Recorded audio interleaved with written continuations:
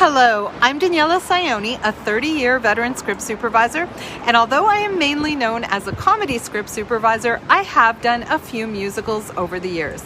Most notably, I was lucky enough to be the mentor script supervisor on 13 the Musical, which will be released on Netflix later this summer, as well as being the script supervisor on the #1 Netflix teen dance comedy, Work It. I wanted to talk to you today about the specific things you will need to know when you script supervise a musical. Let's start with prep. Actually, even before prep, bond companies, studios, networks, and producers often hire me to do reliable preliminary timings of all kinds of movies and TV shows. And timing musicals requires a little more coordination than usual. And how you approach the timing also depends on the preparation level of the show when they ask you for that timing.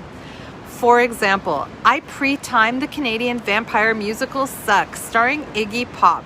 And when they contacted me, they already had the full soundtrack recorded and locked and couriered me the CDs. It was a while ago.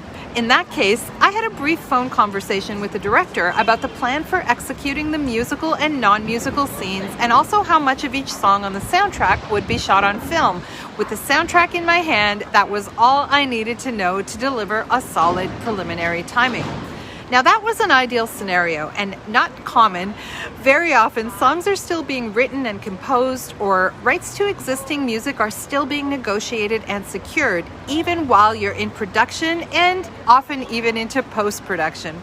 In that case, when you're actually script supervising the show, besides your initial discussion with the director on style and tone and comparables before you do your overall timing, you also want to have an initial discussion and ongoing email communication with the music supervisor throughout prep and shooting. Let's face it, music rights are expensive, and the amount of screen time a song gets is directly tied to the budget, and the music supervisor runs that budget, so you might as well talk directly to the source. What you are most interested in finding out from them is what songs have been finalized and what is still on the wish list, if there are any existing tracks you can listen to, and what the length of track is that production is budgeted to use.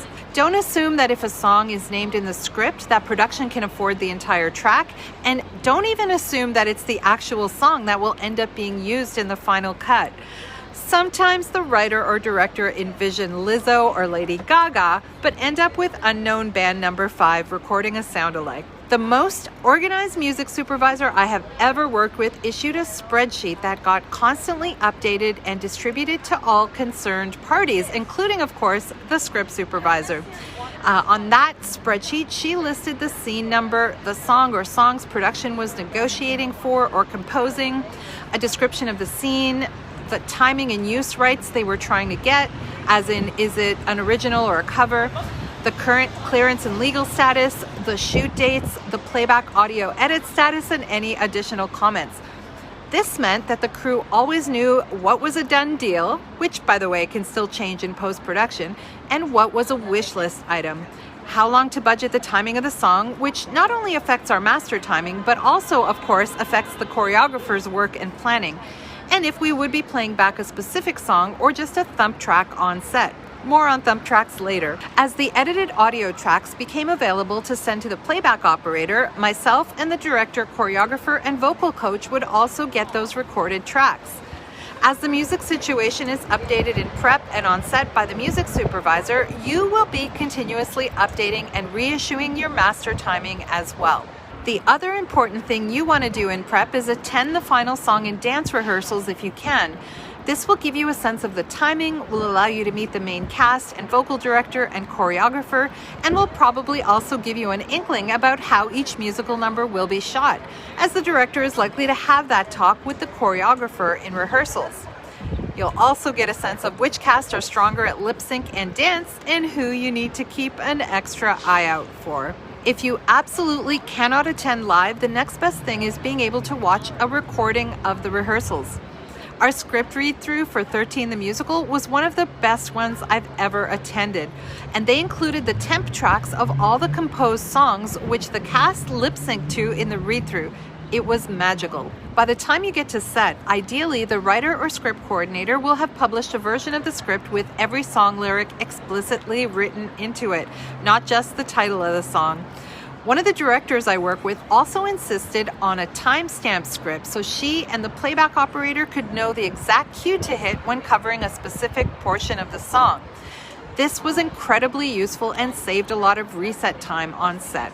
The great thing about musicals, which is also, by the way, the great thing about stunt films, is that they are heavily choreographed, so you won't find that there are too many continuity issues in the musical numbers.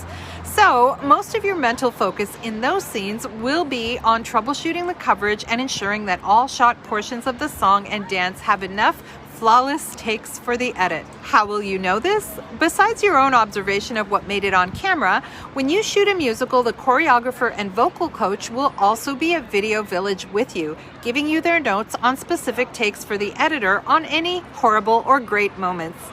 Make sure that the director is aware of all those notes as well and help out with the mental math of what section of the song is fully covered and what takes to call out for video playback when the director is deciding whether or not to move on. If the choreographer is experienced, they will very likely be closely involved in the coverage discussions of musical numbers as well, just like a stunt coordinator would be in an action sequence. When they were shooting Chicago the Musical in Toronto years ago, I was working in the studio next door and popped in for a set visit. Now the crew was on lunch, but I noticed that script supervisor Susanna David had the music score out on her continuity stand. Now, I knew she specialized in musicals. She had done Hairspray and a whole bunch of others, and I heard that she knew how to read music, and I always wondered if she ever indicated the slate numbers right on the score the way that we indicate slate numbers on storyboards in action movies. When lip syncing to existing playback or even when singing live, the actors in a musical will typically be outfitted by the sound department with tiny flesh tone earpieces that fit inside their ear where they can hear the musical accompaniment. You want to ensure that these earpieces are not visible on camera, and when they are, be sure to make a note in your editing notes. Now the thump track I mentioned earlier is just a clean sound of the beat. It's just the beat, and it's used in a couple of scenarios.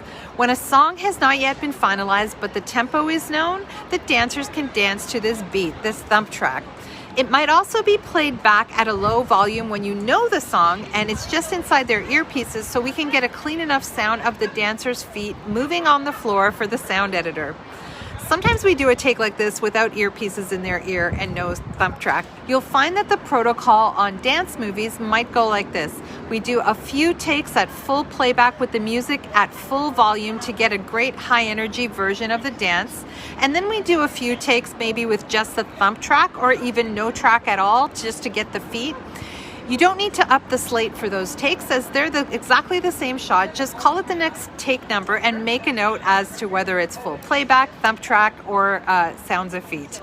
Post-production will normally get all the music, but you will also find that the sound mixer records each music track in full as a wild line with an assigned slate number. The other thing to know about musicals is that you will likely be shooting with 3 cameras or more during the big musical numbers. So get your multi-camera workflow down before you take on a musical. You can learn all about the technical aspects of script supervision as well as being a great part of the director's team, working with coverage, working with multiple cameras, and strategizing your career, and so much more in my Director Whisperer training program for international professional script supervisors in their first 10 years. I will post a link to my program below if you're interested, as well as a link where you can get an example of one of my script timings for a musical feature film. I hope this has been useful to you. Have a great shoot. Jazz hands.